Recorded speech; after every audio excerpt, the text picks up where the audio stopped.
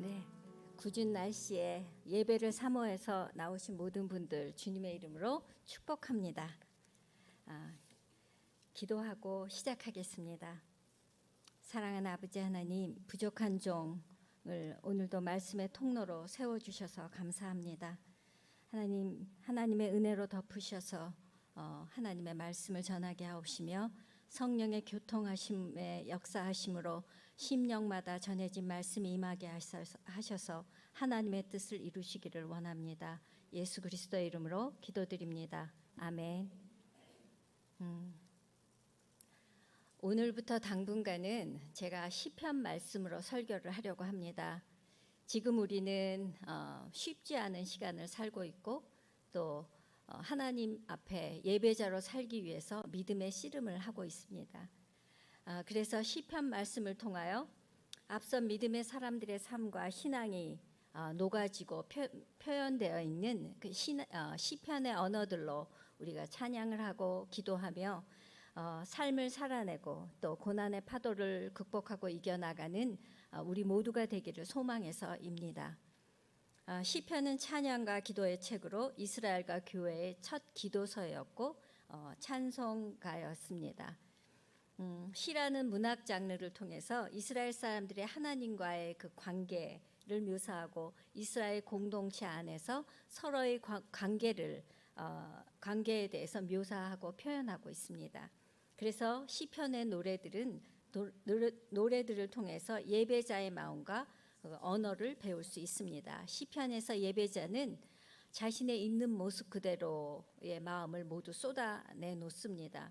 인간 삶의 희노애락을 하나님 말씀에 대한 응답으로 드러내게 우리는 시편의 그 언어를 통해 그들의 생각과 마음을 알게 되고 또 인간 존재에 대한 현실 그대로의 모습을 보게 됩니다.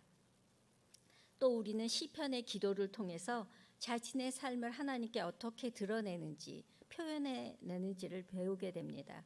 또 자신의 내면 안에서 일어나는 영적인 씨름, 갈등을 하나님 앞에서 어떻게 표현하는지를 우리는 시편을 통해서 배우게 됩니다. 또 말씀과 삶, 현실 사이에서 믿음의 삶을 살아내려고 몸부림치던 이스라엘 사람들의 하나님을 향한 마음과 또 신앙 그리고 삶을 배우게 될 것입니다. 매일의 삶 속에서 시편을 노래하고 기도하던 유대 민족들의 삶 속에 있었던 시편은 그들의 성품을 빚고 그들의 세계관을 형성하고 그들이 하나님의 말씀을 읽고 해석하는 그 틀이 되어 주었습니다. 그들이 삶이 아무리 암울하고 소망이 느껴지지 않을 때도 시편은 그들이 창조주 하나님을 신뢰하도록 그들의 소망을 일으켜주는 자원이 되었습니다. 왜냐하면 시편이 들려주는 이야기는 창조주 하나님이 하늘에서와 같이 땅에서도 그 지혜와 능력으로 통치하시고 다스리시며 창조의 질서를 바로잡아 주시는 이야기고 창조 세계의 모든 상처와 불의를 치유하시고 회복시키셔서 그 회복된 창조 세계로 인하여 하나님께서 기뻐하신다는 그 하나님의 이야기이기 때문입니다. 또한 시편은 하나님의 사람들이 영적으로 성장해 가는 그 과정을 잘 반영해 주고 있고 하나님과 보다 깊은 관계로 들어가는 길을 보여줍니다. 그래서 시편을 읽고 묵상할 때 우리는 심오하고 아름다운 신앙적 체험을 얻게 됩니다. 시편에서 볼 수 있는 기쁨, 두려움, 그리고 참회, 감사, 그리고 찬미 등은 오늘 우리의 것이기도 합니다. 그래서 우리의 삶 속에서 비슷한 상황에 접했을 때 시편의 언어 속으로 들어가 공감하고 그 언어로 반응하고 기도하고 또 찬양하게 될 것입니다. 따라서 시편은 하나님 안에 사는 사람들의 기도서여 영적 지침서가 된다고 할 수 있습니다. 그리고 시편을 통해 우리는 여러 시간이 교차하는 그 지점을 살고 있다는 것을 깨닫게 됩니다. 무슨 말씀인가 하면 과거의 그때와 아직 오지 않은 시간이 교차하는 그런 미래와 과거가 교차하는 그 지점에서 현재 우리는 지금 노래하고 기도하고 하나님을 바라보고 있습니다. 즉 과거의 영광스러운 순간을 돌아보면서 현재의 고통을 보게 되고 또 혼란스러운 미래에 대한 소망을 갖게 될 것입니다. 그래서 시편은 우리로 하여금 받아들이기 쉽지 않은 답답하고 아주 어쩌면 끔찍한 현실을 바라보면서 계속해서 하나님을만을 바라보고 소망할 수 있게 하는 소망의 그 힘을 줍니다. 왜냐하면 시편은 현재와 과거를 이어주면서 고난의 세찬 물결이 몰려오는 때조차도 하나님을 찬송하라고 우리에게 말해줍니다. 이것이 시와 음악이 하는 일이라고 생각합니다. 시편 기자는 시편을 시작하면서 1편에서 우리에게 두 가지 길을 보여줍니다. 하나님을 경외하고 그분의 말씀을 듣고 묵상하는 의인의 길과 악인으로 사는 길을 대조적으로 하나님의 말씀에 귀 기울이지 않고 자신의 뜻대로 사는 악인의 길을 대조적으로 보여줍니다. 그래서 우리가 사는 길에는 두 가지 길이 있고 그것을 우리는 하나님을 따르는 길과 하나님과 멀어지는 그 길을 걸어가는 우리 인생엔 두 가지 길이 있는데 그것은 전적인 우리들의 선택에 달려 있다고 시편 기자는 처음에 1장에서 말씀을 하고 시작합니다. 그리고 마지막 시편 150편에서는 모든 호흡이 있는 것들은 다 여호와를 찬양하라라고 끝을 맺습니다. 시편 1편과 150편 사이에는 무수한 인간의 삶이 하나님 앞에 펼쳐져 있고 그 삶을 하나님 안에서 살아내는 무수한 이야기들이 있습니다. 그래서 이 시점에 우리가 시편을 읽고 묵상하면서 시편의 사람들이 하나님 안에서 살아냈던 것처럼 우리도 우리 앞에 놓인 살아내야 되는 수많은 시간들 또 수많은 문제들을 하나님 안에서 지혜를 얻어서 그리고 해결하고 살아나가야 되기에 시편의 묵상과 설교가 지금 이 시점에 저희에게 참 필요하다고 생각합니다. 첫 번째로 여러분과 나눌 말씀은 시편 46편 오늘 우리가 함께 읽은 말씀입니다. 이 시편은 자연과 역사의 격동 앞에서 하나님의 주권을 잠잠히 신뢰하는 믿음에 대한 말씀입니다. 마틴 루터는 이 시편을 의역하여서 내주는 강한 성이요라는 찬송가를 썼습니다. 그리고 그는 마음에 낙담이 들 때마다 자주 불렀습니다. 마틴 루터는 시편 46편을 통해 하나님을 찬미한다고 말합니다. 왜냐하면 하나님이 우리와 함께 계시며 지옥의 문들과 마귀의 무자비한 증오에 대응하고 그리고 세상과 육신과 죄악의 공격에 대항하여 그분의 교회와 말씀을 강하게 지키고 보호하시기 때문이라고 말합니다. 이 시편은 이사야 선지자가 활동하던 시대 히스기야 왕이 다스리던 시대를 배경으로 한 말씀입니다. 이 시편이 쓰이게 된 역사적 배경을 이해하게 되면 시편 기자가 표현한 것들을 우리가 이해하게 되고 또 내 삶에 공감하고 적용하게 될 수 있습니다. 이 시편은 예루살렘이 아시리아의 침공을 받아 일촉즉발의 위기 가운데 처했을 때의 이야기를 배경으로 한 것입니다. 그 당시 강대국인 아시리아에게 조공을 바쳐야 했던 그 약소국인 이스라엘의 왕 히스기야는 그 막강한 왕에게 이제는 조공을 그만 바치겠다고 거부했습니다. 그래서 아시리아 왕이 대군을 이끌고 이스라엘에 쳐들어와 예루살렘 성을 완전히 포위했습니다. 그리고 사네립은 랍사게라는 신하를 보내 먼저 심리전을 펼치기 위해서 이스라엘 사람들에게 이렇게 말합니다. 너희는 히스기야에게 속지 말라. 그가 너희를 내 손에서 구해낼 수 없을 것이다. 히스기야가 여호와를 신뢰하라고 해도 설득당하지 말라. 그가 너희 여호와께서 분명 너희를 구해낼 것이며 이 성이 아시리아 왕의 손에 넘어가지 않을 것이라고 말해 너희로 여호와를 신뢰하도록 설득하지 못하게 하라. 그의 말에 귀 기울이지 말라. 아시리아 왕이 말씀하시기를 나와 평화 조약을 맺고 내게로 나오라. 그리고 너희 모두가 각자 자기 포도나무와 무화과 나무의 열매를 먹고 각자 자기 우물물을 마셔라. 그러면 내가 가서 너희를 너희 땅과 같은 곳, 곧 곡식과 새 포도주가 나는 땅, 빵과 포도원이 있는 땅, 올리브 밭과 꿀이 있는 땅으로 데려갈 것이다. 너희는 죽지 않고 그 땅에서 살 것이다 라고 그런 말로 이스라엘 사람들의 마음을 흔들고 교란시켰습니다. 싸우고 버틸 힘을 잃어버리게 했습니다. 이런 상황 속에서 히스기야는 낙담하지 않고 그 절망감으로 가득 찬 마음을 가지고 옷을 찢고 굵은 베옷을 입고 여호와의 전에 들어가 하나님 앞에 엎드렸습니다. 그리고 하나님의 말씀을 듣고자 그의 신하를 이사야 선지자에게 보냈습니다. 이에 하나님께서 이사야를 통해 말씀하십니다. 너는 아시리아 왕의 신복에게 들은 바 나를 모욕하는 말 때문에 두려워하지 말아라. 내가 한 영을 그의 속에 두어 그로 소문을 듣고 그의 본국으로 돌아가게 하고 또 그의 본국에서 그를 칼에 죽게 할 것이다 라고 말씀하십니다. 그리고 아스리아 왕 사네립은 히스기야에게 사자를 통해서 편지를 보냈습니다. 그 내용을 요약하면 아시리아 왕들이 여러 나라에 행한 진멸한 일들을 내가 들었으니 내가 어찌 구원을 얻기를 바라느냐, 그런 내용입니다. 너희는 우리의 적수가 되지 못한다는 그런 말입니다. 그 편지를 받고 히스기야는 하나님 앞에 나가 그 편지를 펼쳐놓고 기도합니다. 열왕기하 19장 14절에서 19절 말씀을 함께 읽겠습니다. 시작. 히스기야는 그 사신들의 손에서 편지를 받아 읽었습니다. 그리고 나서 그는 여호와의 성전으로 올라가 여호와 앞에 그 편지를 놓았습니다. 그리고 히스기야는 여호와 앞에 기도드렸습니다. 그룹들 사이에 계신 이스라엘의 하나님 여호와여, 오직 주만이 세상 모든 나라의 하나님이십니다. 주께서 하늘과 땅을 지으셨습니다. 여호와여, 귀를 기울여 들으소서. 여호와여, 눈을 열어 보소서. 들어보소서. 여호와여, 아시리아 왕들이 그 나라들과 그 땅들을 폐허로 만든 것이 사실입니다.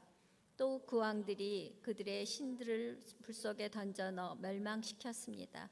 그들은 신이 아니라 사람 손으로 만든 나무 조각과 돌덩이기 때문입니다. 우리 하나님이여,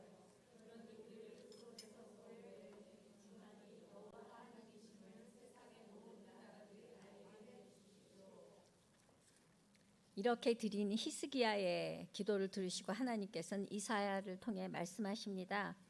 내가 아스리아 왕 사네립 때문에 내가 기도하는 것을 내가 들었노라.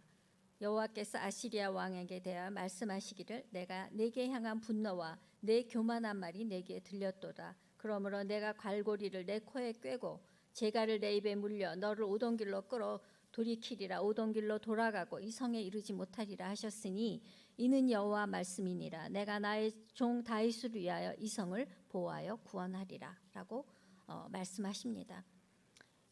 열왕기하 19장 35절에서 37절에 보면 이 말씀대로 다 이루어진다는 것을 보게 됩니다. 우리 자막을 한번 띄워주실래요? 네, 우리 함께 읽을까요? 시작. 그날 밤에 여호와의 천사가 나가 아시리아 진영에서 아시리아군 18만 5천 명을 죽였습니다. 이튿날 아침 일찍 사람들이 일어나 보니 모두 죽은 시체뿐이었습니다. 그러자 아시리아 왕 사네립은 진영을 철수하고 물러갔습니다. 그는 니느웨로 돌아가 거기 머물렀습니다.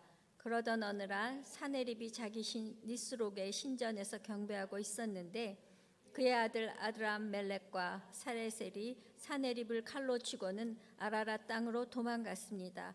그리고 사네립의 아들 에살핫돈이 뒤를 이어 왕이 됐습니다. 네, 하나님의 말씀대로 모든 것이 이루어졌다는 것을 말씀이 증명합니다. 일촉즉발의 위기 속에서 히스기야는 자신에게 여호와의 말씀인 두려워 말라 내가 이 성을 구원하리라는 하나님의 말씀을 전해준 이사야 선지자에게 신하를 보냈고 자신은 하나님 앞에 나가 기도했습니다. 히스기야가 기도했던 그 밤에 극적으로 하나님께서 개입하십니다. 그래서 아스리아 진영에서 군사 18만 5천 명을 치십니다. 그래서 아침에 보니 다 송장이 되었고 그러한 하나님께서 진멸하신 그 사건이 이 시편의 배경입니다.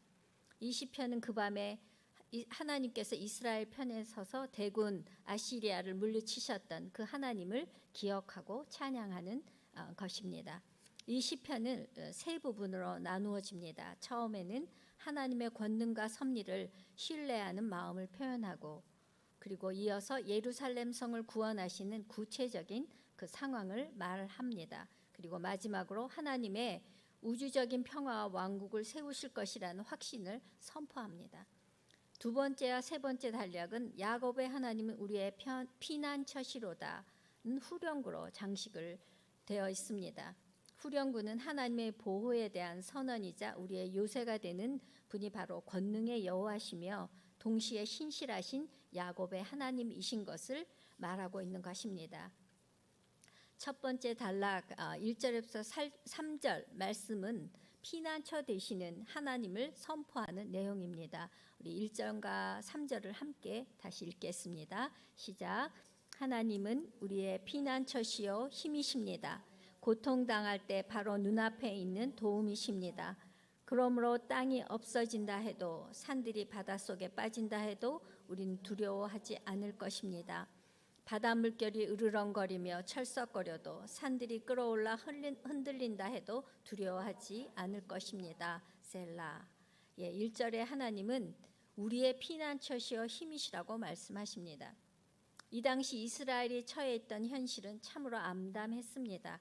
막강한 아시리아 대군이 쳐들어와서 포위하고 그들을 협박하고 있었습니다. 이스라엘 군대는 그들과 대적할 힘이 없는 나약한 군대였고 숫자적으로도 열세였을 뿐만 아니라 그들이 갖고 있는 무기나 전차 이런 것도 아시리아와 비교할 수 없이 열악했습니다. 그리고 그들을 막아설 요새조차도 부실했습니다.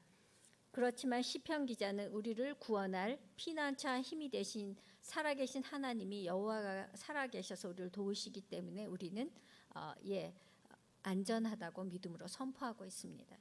이스라엘 역사를 돌아보면 비록 아시리아와 이스라엘을 공격하는 다른 나라들이 수많은 군대를 자랑하고 또 군무기와 힘을 자랑하며 그들의 요새가 든든한 바위산에 근접할 수 없는 철과 비교될 수 있을 만큼 아주 난공불락의 요새를 갖고 있을지라도 하나님은 이 모든 것보다 더 완전한 요새여 피난처가 되어 주셨다는 것을 믿음으로 선포하고 있는 것입니다.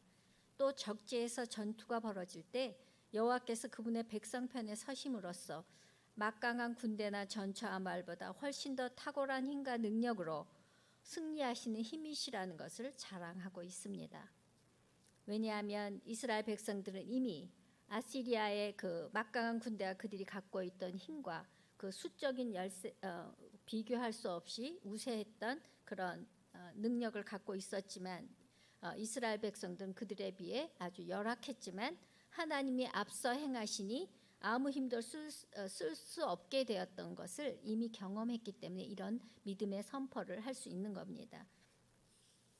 또 이스라엘 사람들은 히스기야가 아무것도 할 수 없는 절박한 상황 중에 하나님께 기도했더니 그 밤에 하나님께서 막강한 아시리아 군대를 진멸하셨다는 것, 그래서 그들을 물리쳐 주셨던 그 은혜를 경험했기 때문입니다. 그래서 이런 믿음의 선포를 할 수 있었던 겁니다. 이 믿음의 선포는 우리에게도 우리 앞에 놓인 거대한 벽과 같고 또 눈앞에 보이는 그런 현실을 두려워해서는 안 된다는 것을 우리에게 말씀해 주십니다.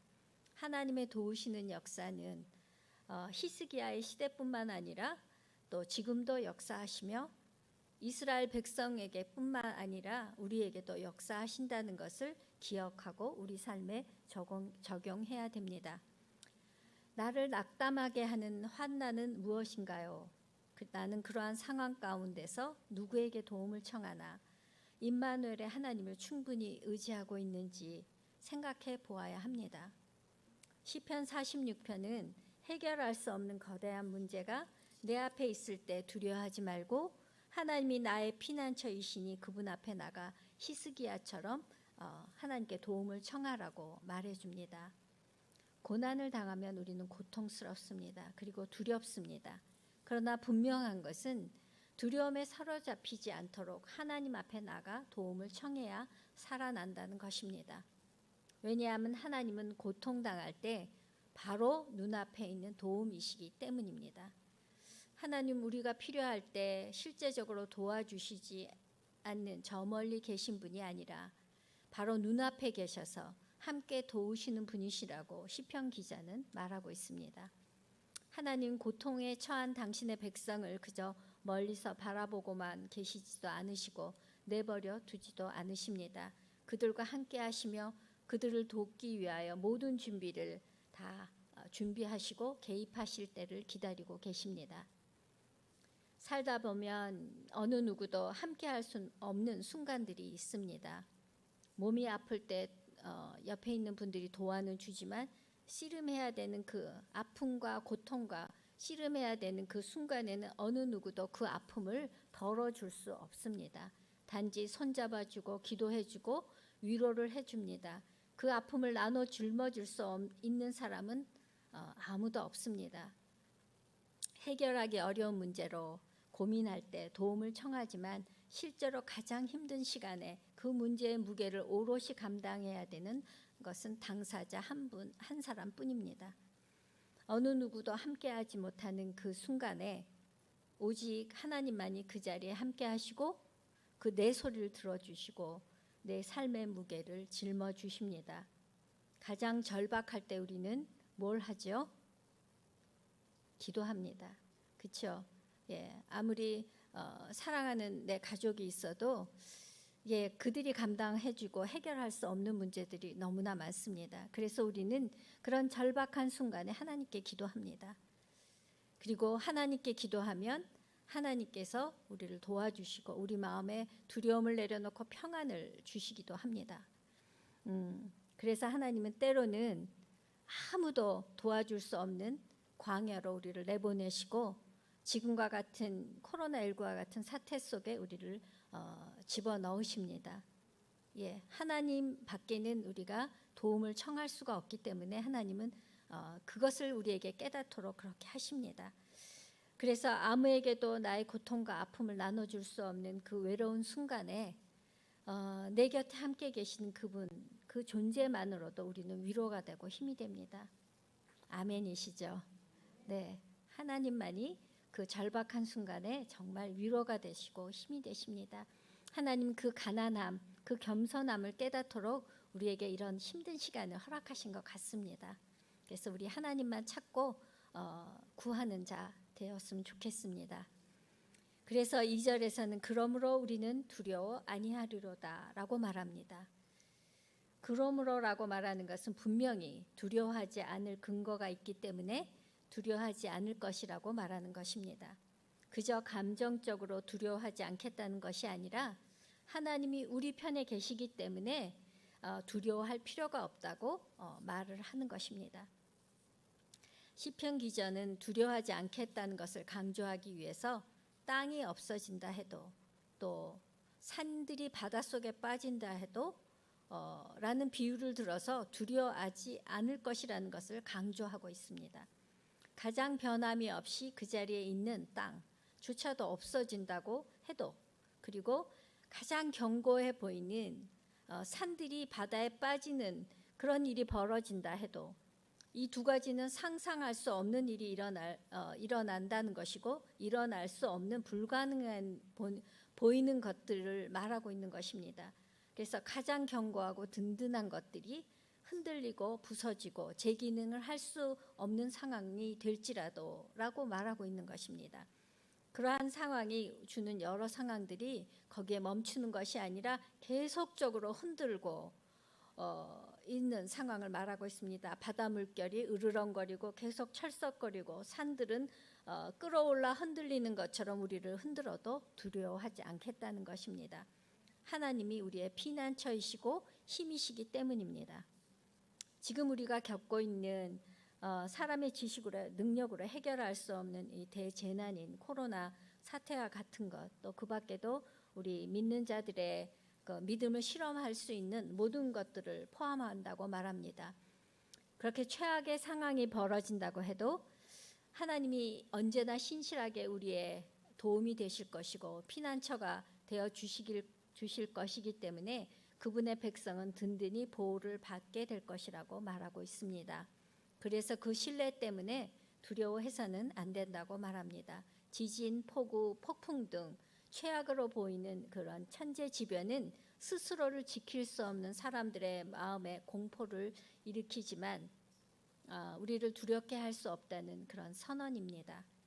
왜냐하면 하나님은 내가 안고 서는 것을 아시고 멀리에서도 내 생각을 아시는 분이시기 때문입니다. 그런 분이 나를 앞뒤로 둘러싸시고 내게 손을 얹어 보호하시기 때문입니다. 아멘. 찬송가 가사 중에 있지요. 내가 위험한 것에 이를 때면 큰 바위에 숨기시고 주 손으로 덮으시네.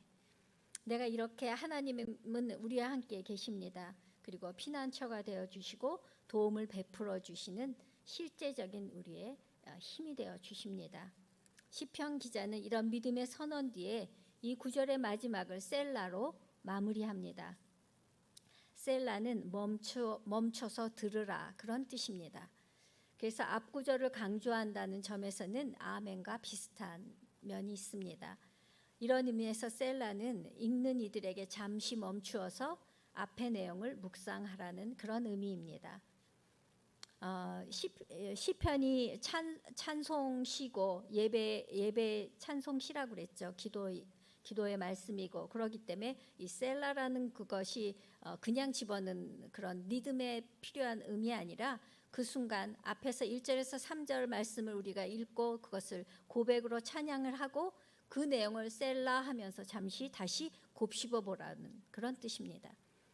아무리 우리에게 닥친 상황이 우리를 낙심하게 만들고 두렵게 할지라도 움츠려 들지 말고 침착하게 하나님을 바라보면서 위기에 대응하고 우리를 위협하는 그 모든 상황 속에서 하나님을 생각하며 숨을 고르라고 우리에게 권면하고 있는 것입니다.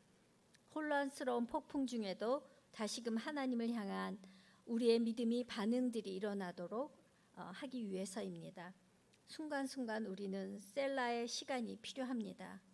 멈추어서 하나님을 바라보고 그분의 음성에 귀를 기울일 시간이 필요합니다. 삶의 폭풍에 휩쓸리다 보면 하나님은 간 곳이 없고 오직 삶의 현실만 상황만 우리 앞에 있고 압박하게 되기 때문입니다. 그래서 우리는 셀라의 그런 하나님을 바라보는 시간이 필요합니다. 두 번째 단락인 4절 7절 말씀에서는 우리와 함께 하시는 하나님에 대해서 보여줍니다.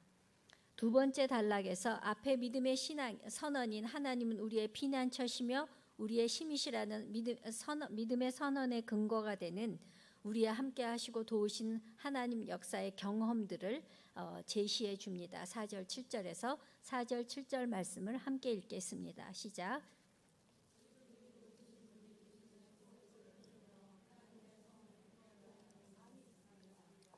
하나님께서 그 성 안에 계셔서 성이 흔들리지 않을 것이니 이것은 이른 아침에 하나님께서 도우심이기 때문입니다. 소동을 일으켜 왕국들이 흔들렸지만 주께서 소리를 높이시니 땅이 녹아버렸습니다. 만군의 여호와께서 우리와 함께 계시니 야곱의 하나님은 우리의 피난처십니다. 셀라. 4절에 보면 지극히 높으신 분이 계시는 성소 예루살렘 성이라고 나왔고 그 주위를 비옥하게 하고 결코 메마르지 않게 하는 강이 흐르고 있다고 말하고 있습니다. 그 강은 지진이나 산사태와 같은 천재지변에도 멈추지 않고 잔잔히 흐르고 있어서 성 안에 있는 사람들에게 평안을 주고 기쁨을 주고 있습니다. 아마 이 강은 실로암 시내를 표현하고 있는 듯합니다. 고대 사람들이 전쟁 시에 가장 두려워했던 것은 포위 공격을 당할 때 그들의 물의 공급이 차단당하는 것입니다. 그들은 물의 공급이 지속되는 한 계속 저항할 수 있다고 생각했을 정도로 물은 생존을 위해서 굉장히 중요한 것입니다. 이와 마찬가지로 예루살렘 성과 비교되는 교회도 하나님의 은혜가 계속되는 한 고난 속에서도 교회를 흔드는 핍박 속에서도 그 은혜로 기뻐할 수 있고 끝까지 잘 견딜 수 있다는 것을 이 말씀을 통해서 알게 됩니다. 그 기쁨과 평안의 근거는 5절 말씀을 보면 알 수 있습니다. 5절에 하나님이 그 성에 계심에 거하심에 라고 말합니다.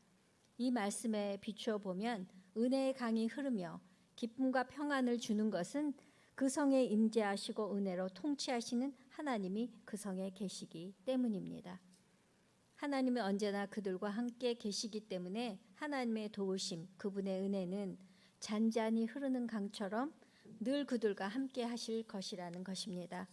그들이 대적의 포위를 당해도 그분께서 물리치실 것이고 그들이 공경에 처할 때 하나님께서 도우실 것입니다. 이른 아침에 하나님께서 도우시니 하나님은 이른 아침에 도우십니다. 하나님의 도우심은 결코 지체하지 않으십니다. 도울 준비를 하고 계시다가 개입하실 때에 이르면 이렇게 지체하지 않으시고 도우시는 분이십니다. 하나님은 자신의 약속을 지키심에 신실하신 분이십니다. 또 6절에서처럼 이방 민족들이 소동을 일으켜 왕국이 흔들렸지만 주께서 소리를 높이시니 땅이 녹아버렸다고 말합니다.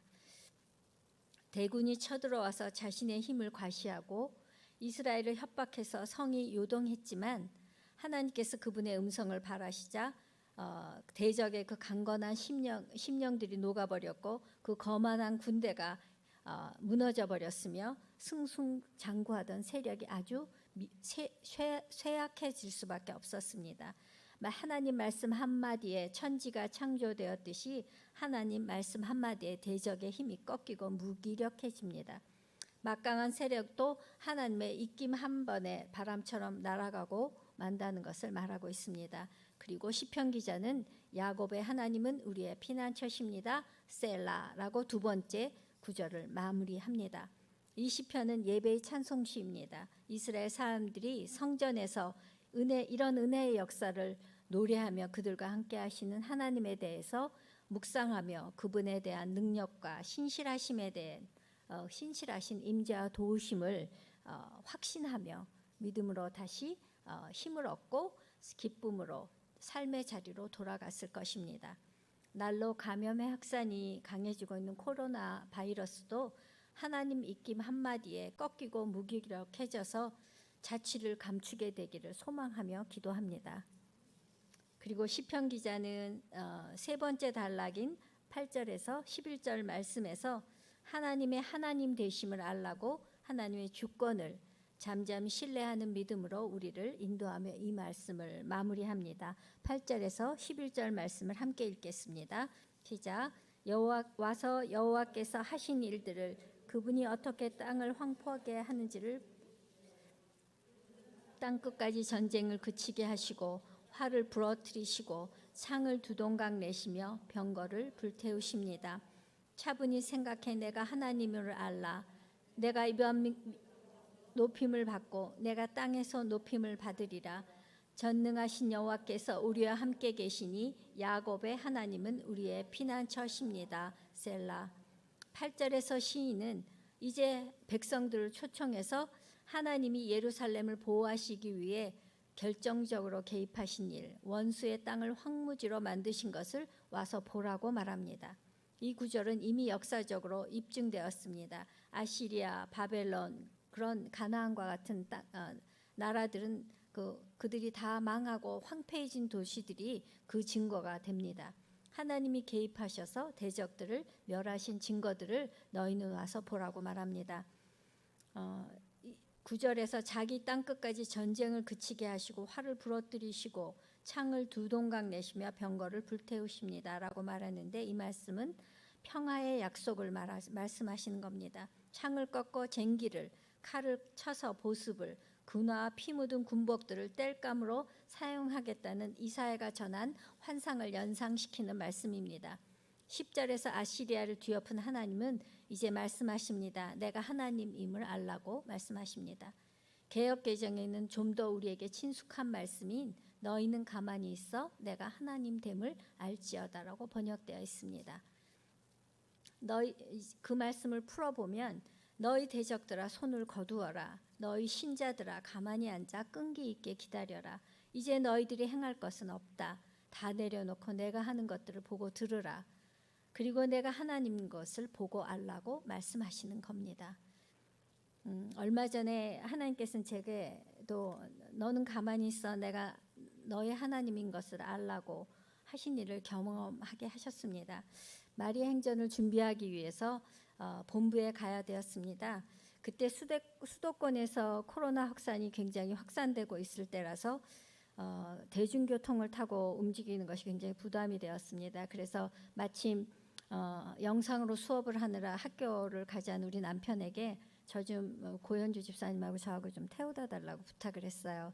그래서 남편이 태워다 주는데 가는 도중에 차가 문제가 생겼습니다.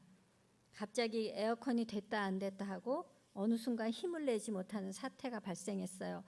그렇지만 하나님은 은혜롭게도 시간에 잘 맞춰서 도착하게 하셨습니다. 그래서 남편은 근처에 있는 정비소에 가서 우리 차가 무슨 일인지 좀 물어봤는데 에어컨 센서에 문제가 있는 것 같으니까 아마 에어컨이 됐다 안 됐다 그럴 겁니다. 그래서 그러면 운전하는 데는 문제가 없겠구나 생각을 해서 집에 가서 고쳐야 되겠다 하고 남편이 이제 왔어요. 끝나고 나니까 트래픽 타임이었어요, 마침. 그래서 길이 막혀서 거기서 서빙고에서 양재 톨게이트를 빠져나가는 데까지 무려 1시간 정도가 걸렸습니다. 그 와중에 차가 또다시 문제를 일으키기 시작했어요. 에어컨 문제뿐만 아니라 차가 힘이 막 빠졌다 또 막 그래요. 막 너무 불안한 거예요. 급기야 이제 만남의 광장을 빠져나오니까 차가 고속도로 한복판에서 정말 속도가 제가 느끼기에도 훅 떨어지는 것을 느낄 수 있었어요. 그래서 저희 차가 중앙선 바로 옆 한가운데 있었는데 저 갓길까지 어떻게 빠져나가지 하는 그런 걱정에 순간 하나님 앞에 SOS를 쳤긴 했습니다. 그랬더니 어떤 일을 벌어졌냐면 저의 차 뒤에 쫓아오던 차가 우리 남편이 이제 이머전시 라이트를 이렇게 키니까 사태가 뭔지 좀 수상한 걸 느꼈어요. 그랬더니 정말 지혜롭게 한 발자국 앞에 나가듯 이렇게 차선을 미리 뒤에서 앞에 나가서 뒷차들을 막아주면서 한 차선 한 차선을 계속 이끌어주는 거예요. 그래서 제가 무사히 갓길로 나갈 수가 있었습니다. 그래서 하나님께서 이 순간에도 도와주고 계시구나. 그래서 참 감사했어요. 근데 갓길로 나와서 이제 어떻게 해야 돼요? 이제 보험회사에 전화를 했는데 그때가 길이 많이 막히는 시간이라 한참을 기다렸습니다. 그래서 하여튼 레카차를 타고 집에 돌아오는 그런 어려운 일을 당했습니다. 제가 코로나 사태 이후에 마스크를 비록 썼지만 이렇게 낯선 사람과 가까이에서 장시간 함께 있어 본 적이 없었습니다. 그만큼 조심했는데 당황스러운 상황이 벌어진 겁니다. 그래서 기도하기 시작했습니다. 하나님, 아침에 기도하고 출발했는데 이게 무슨 상황이죠? 하나님, 제게 무엇을 말씀하시려고 이런 상황을 제게 지금 허락하고 계십니까? 하고 제가 잠잠히 조용히 기도했습니다. 그때 하나님께서 제게 깨닫게 하신 것은 코로나 사태에서 나를 지켜주시는 것은 하나님 자신이시라는 것입니다. 아무리 내가 조심해도 하나님께서 지켜주시지 않으면 안전하지 않다는 것이고, 이렇게 최악의 상황 속에서도 하나님께서 도움을 주시니 천사도 보내주셔서 안전하게 저희 차가 빠져나오게 하시고 또 낯선 사람하고 함께 있지만 하나님 보호하신다는 것을 제가 깨닫게 하셔서 저의 마음을 진정시키기 시작하셨습니다. 사역을 하다 보니 저의 안전을 지킬 수 없는 상황에 놓이게 될 때가 자주 있습니다. 또 그리고 제가 나이가 있다 보니 고위험군이라고 합니다. 그래서 그때마다 신경이 쓰이고 조심하게 됩니다. 그리고 지난 겨울에 독감을 앓고 나서는 영 컨디션이 회복되지 않아서 감기에 자주 걸립니다. 그때마다 여러 가지 시나리오를 쓰면서 걱정을 하고 긴장하게 됩니다. 그런 저에게 하나님께서는 너는 가만히 있어, 내가 너를 돕는 하나님인 것을 알라고 이런 상황 속에서 확증하여 주신 것이라고 생각합니다. 나중에 차를 고치며 알게 된 것은 차가 불이 날 뻔한 것을 하나님께서 지켜주셨다는 것입니다. 지난 겨울 남편이 빙판에 미끄러지면서 작은 접촉사고를 냈는데 그때 아마 냉각수 통에 금이 갔나 봐요. 근데 그거를 우리가 모르고 물이 조금씩 살살살 샜던 걸 몰랐습니다. 그리고 코로나 사태가 뭔가 이렇게 집중해서 조심하지 못하게 해서 꼼꼼한 우리 남편도 그걸 몰랐던 것 같아요. 그래서 아마 냉각수가 바닥에 나서 저희가 조금만 운전을 해서 불이 났을 겁니다. 그래서 하나님이 정말 저희를 이렇게 지켜주셨어요. 그래서 하나님은 저에게 언제나 변함없이 저와 함께 하시고 하신다는 그 약속을 지키고 계시고 늘 나의 하나님이 되어 주신다는 것을 그 상황을 통해서 다시 한번 이렇게 깨닫게 해주셔서 저로 담대히 나가라 하고 말씀해 주셨습니다. 다시 말씀으로 돌아가면 내가 하나님 됨을 알라고 말씀하신 하나님은 이어서 내가 이방 민족들 가운데서 높아질 것이고 내가 땅에서 높임을 받으리라라고 말씀하십니다. 이 위엄 있는 선언은 그분 백성으로 하여금 응답하게 합니다. 전능하신 여호와께서 우리와 함께 계시니 야곱의 하나님은 우리의 피난처십니다. 이런 응답을 하나님께 올려드릴 수 있습니다. 열방과 세계가 하나님을 망각하고 우상을 섬기고 있지만 악과 타락의 상태가 심하지만 하나님은 그들 중에서 높임을 받으시고 영광을 받으실 것이라는 것입니다. 마지막으로 갈수록 세상이 악해지고 타락이 심해지겠지만 우리를 생명으로 인도하시는 하나님의 은혜는 온 땅에 이를 것이며 하나님의 영광을 받으실 것이라는 것입니다. 그러므로 시편 기자는 마지막을 이렇게 마무리합니다. 야곱의 하나님은 우리의 피난처이십니다. 아멘. 이 말씀은 어떤 것으로도 해결할 수 없는 고난 가운데 있는 우리가 붙들어야 되는 말씀입니다.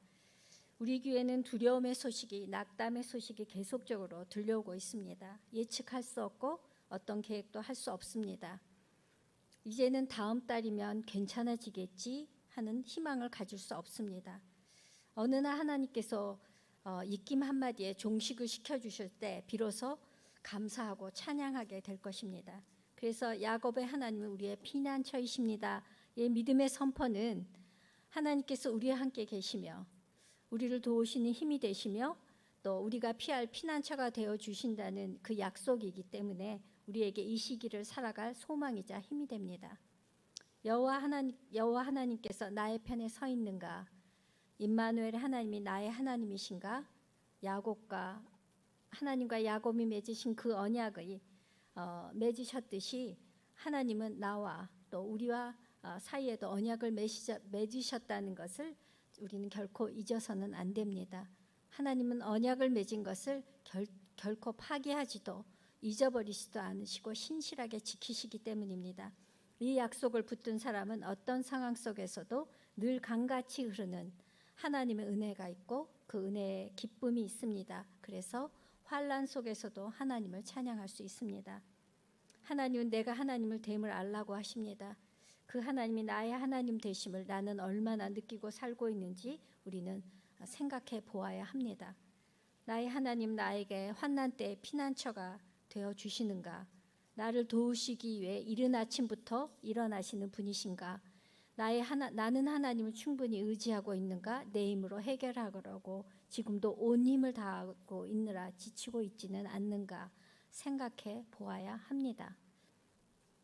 그리고 내가 붙들고 지켜내느라 힘을 주고 있는 모든 것을 내려놓고 하나님이 하나님 되심을 나타내고 증거하시도록 맡기고 의지하며 날마다 구름 안에 거하며 그분이 주시는 평강 가운데 거하게 되기를 주님의 이름으로 축원드립니다.